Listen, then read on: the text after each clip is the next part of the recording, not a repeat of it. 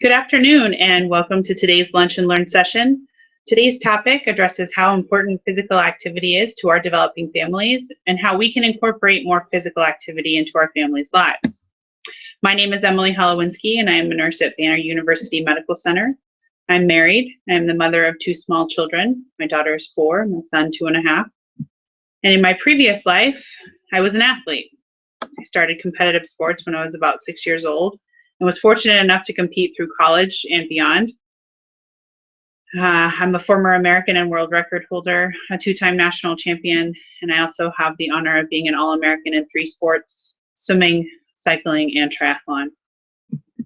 My experiences not only as an athlete and a nurse, but as a wife and mother, like many of you, motivate me to advocate for healthy lifestyle choices and healthy environments for myself and my family to thrive in. I don't know how much any of you know about the foundations of nursing, but the matriarch of nursing, Florence Nightingale, made note all the way back in the 1850s that our external environment is inextricably interconnected to the health and well-being of all species and ecosystems. All the way back in 1850. She was a pretty smart lady. Now fast forward to our current healthcare landscape, and there remains some pretty increasing concerns about the impact of the environment on health and individuals and their communities. 65 years later, human beings are still inseparable from their environment. While as a professional nurse, identifying the risks in my patients and their families' environments and attempting to reduce the health risks associated with their environments and their environmental risks is part of my integrative nursing philosophy and practice.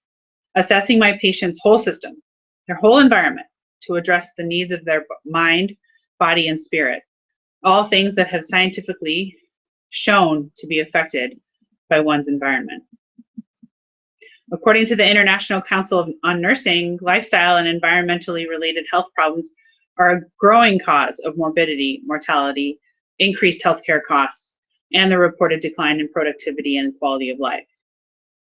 Lifestyle-related problems of particular concern are those related to poor diet and physical activity. This obsession with being active is everywhere we turn now. We wear devices to track our exercise, or in my case, my sleep. But that's because everyone knows physical activity is good for our muscles and our bones and our joints, right? But did you also know that it's good for your mind? Absolutely. So technology wasn't up to snuff in the 1850s, so it took until 1994 for Florence's thoughts on the impact of our environment to make it to our lawmakers and lobbyists. So in 1994, the US Surgeon General gathered up all these great medical and scientific minds from the Centers of Disease Control and Prevention, the President's Council on Physical Fitness and Sports, the Office of the Surgeon General, the Office of Public Health Science, the Office of Disease Prevention, and nearly every institute at the National Institute of Health for a collaborative think tank to address the relationship between health and physical activity. This group collaborated to publish the first report on physical activity and health, in which they brought forth evidence that supported several main conclusions, none of which are going to come as a surprise, but everyone can benefit from regular physical activity. There are significant health benefits from regular, moderate physical activity. Additional health benefits can be gained from even greater amounts of physical activity if you're into endurance sports. Physical activity reduces the risk of premature mortality in general. For example, coronary artery disease, diabetes, hypertension, cancer, stroke, as well as improving mental health. But they also found that the reality is the majority of American adults are not active, are overweight, and have at least one medical condition. And if the adults weren't bad enough, nearly half of American youths 12 to 21 are not vigorously active on a regular basis either. So why is this important to you? If you yourself are part of a young family, and you can likely agree your primary focus is on the well-being of your family, right? I know for me, I always want to be a good example for my kids. I want to keep them healthy, happy, and well-adjusted. And some days it's easier than others, but I'm reminded of the Healthy Families Initiative and their years of research into their founding principle. Children need to be physically active every day to promote their healthy growth and development. And by establishing these healthy lifestyle patterns at a young age, children will carry them and their benefits forward for the rest of their lives. While the promotion of physical activity seems to be all around us, so does the reality that inactivity and obesity are a problem. According to the Centers for Disease Control, childhood obesity has more than doubled in children and quadrupled in adolescents in the past 30 years. These obese youth are more likely to have risks for cardiovascular disease, such as high cholesterol or high blood pressure in adolescence, prediabetes, bone and joint problems, sleep apnea, asthma, other chronic respiratory conditions, the social and psychological problems such as the stigmatism and poor self-esteem. Without any intervention, children and adolescents who are obese are likely to be obese as adults and are therefore more at risk for adult health problems related to obesity and inactivity, such as heart disease, type 2 diabetes, stroke, osteoarthritis, and several types of cancer. The Centers for Disease Control and Prevention have concluded that being overweight and being chronically obese are associated with an increased risk of many types of cancer, including breast, colon, endometrium, esophagus, kidney, pancreas, gallbladder, thyroid, ovary, cervix, and prostate. I mean, as well as multiple myeloma and Hodgkin's lymphoma. Wow, right? That doesn't leave much of the body that's unaffected by obesity. In the last 20 years since the Surgeon General's Physical Activity and Health Report, large quantities of research have been compiled to support the benefits of physical activity for children and the beneficial health benefits that regular physical activity provide. Outside of supporting healthy growth and development, physical activity and exercise have been found to help kids cope with stress, improve self-esteem, strengthen bones, muscles, and joints, improve posture and balance, improve cardiovascular health, maintain a healthier weight range, provide social interaction with friends, teach new skills while having fun, and even improve focus and concentration during school. The Department of Psychology at Queens College published a study 3 years ago that showed children, infants, in families that regularly participate in play and physical exercise reach advanced fine and gross motor skill developmental milestones earlier and with quicker rates of mastery. Appropriate play with your infant can help them develop. All the more reason to play. So how can you as a parent and families, young families, begin to create this healthy environment for your family? Be a good example. You don't have to be running marathons or competing in CrossFit competitions. Activity is all around you. The Centers for Disease Control and Prevention promote be active yourself, and your child will more likely follow your lead. Involve your child in your daily chores around the house, such as gardening, washing the car, cleaning, whatever's age appropriate. Spend active time with your child and make some of that time having fun playing together. And it's great. You might find something you both enjoy doing. Get your whole family involved. Plan camping trips and hiking or outdoor activities at the park. Give your children praise and encouragement if the activity they're attempting seems to be proving a bit hard for them. Encourage your child to play outside and praise them when they do, because you need to limit screen time. You got to keep an eye on the amount of time your child spends watching TV or using computers and tablets, smartphones, any other handheld electrical device. Aim for no more than 2 hours a day, but at minimum, try for 1.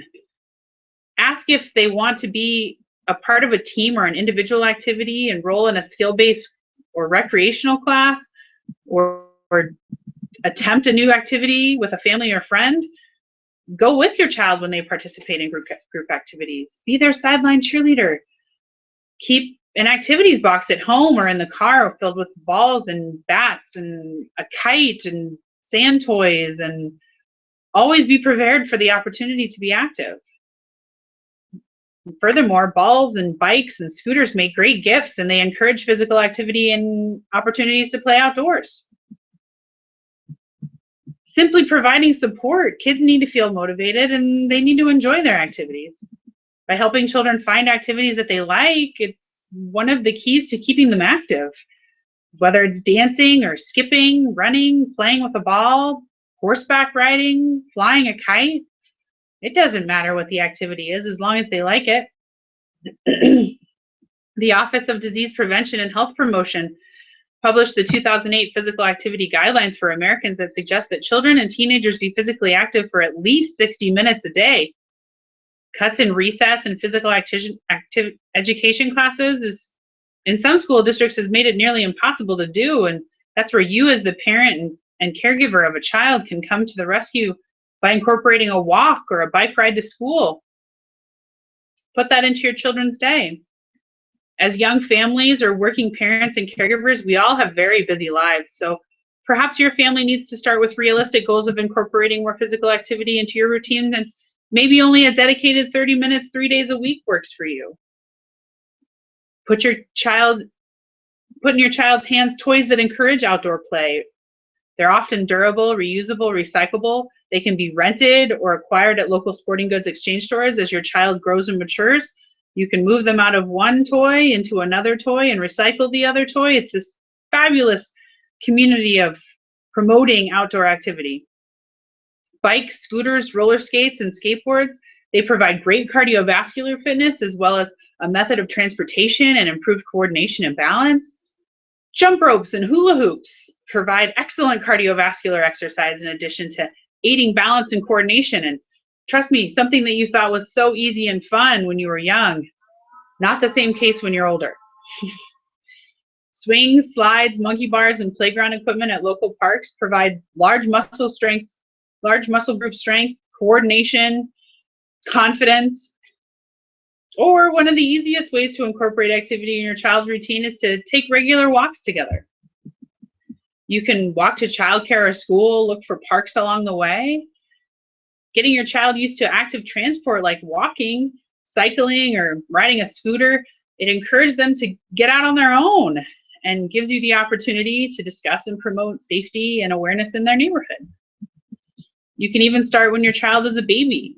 Fresh air and sunlight help to regulate sleep-wake cycles, something that probably every new parent has desperately hoped for at one point or another. A group called We Can, or the Ways to Enhance Children's Activity and Nutrition, it's part of the U.S. Department of Health and Human Services, has a website dedicated to ways to incorporate more activity into your child's daily routine. And they found that the simple act of walking to school every day has multifactorial benefits for you, your children, and your community, including keeping you and your child feeling happy and well, keeping you and your family at a healthy body weight, giving your children opportunities to learn and practice road rules and road safety, making your children aware of their neighborhood, giving you and your children the chance to talk and spend some time together, meeting neighbors along the route on the road and chatting with other parents and creating a community safety network, helping children feel good about where they live, even seeing improved learning outcomes at school. If and when you feel ready, you can increase the range of your walks to following nature trails and parks and taking trips to interesting locations. And if your child doesn't even like walking, you could even think about getting a dog as an incentive. I know no one wants more responsibility, but children seem to love dogs, and dogs love to walk, and dogs really seem to love the people that take them for walks. So, while it's never too late to start making healthy changes in your family, research from the National Institutes of Health suggests that the earlier your kids learn healthy behaviors, the better. Whatever works for you and your family, let being physically active together not only strengthen your bones and muscles, but relationships and family bonds as well. Just 30 minutes a day can help protect the health and well-being of your family. Maybe guarantee you can keep up with your kids for a little while longer, and hopefully stick around long enough to see them achieve their goals and dreams, and maybe one day even give you grandkids to finally get your payback for a lifetime full of sleepless, worry-filled nights. I'll be here till the end of the time. Please take your time and enjoy your lunch. If you have any questions or concerns, I'll be more than happy to answer them at this time. I've also included a handout at the back door just with some statistical evidence and support for incorporating more physical activity into your family's routine, in addition to the internet contacts for the Centers for Disease Control and Prevention, as well as the We Can programs. If you have any questions, thank you for your time.